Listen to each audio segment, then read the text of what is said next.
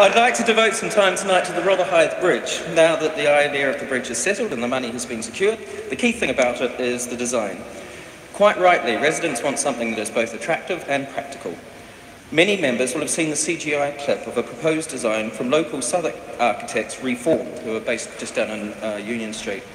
The design looks beautiful, but it is also environmentally friendly, and the estimated cost is much less than other types of bridge. A company called Arcadis was commissioned by TfL to conduct a study into what types of bridge should be considered, and they appeared to favour a swing bridge or a lift bridge, as opposed to the Reform design, which is called a bastille bridge, like tower bridges. Arcadis mentioned that with a bastille bridge design, they would have to have staff to make sure that there was nobody on the bridge at the time that it was being opened.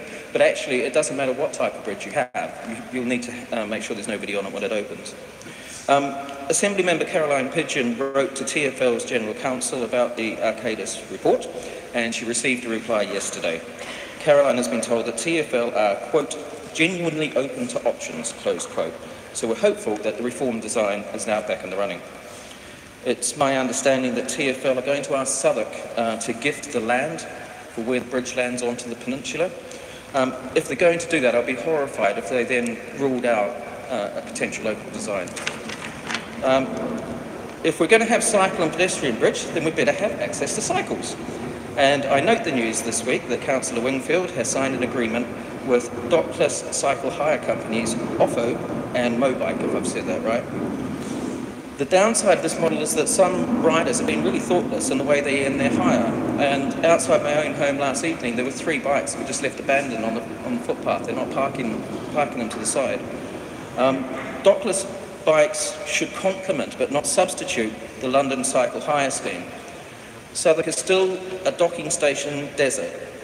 Councillor Livingston said on the 29th of November that the council is committed to putting up the cash for stations from Towerbridge Road to Rotherhithe.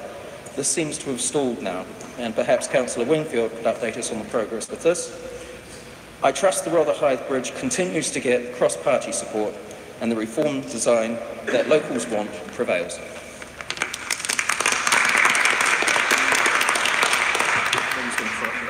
Thank you very much, Councillor.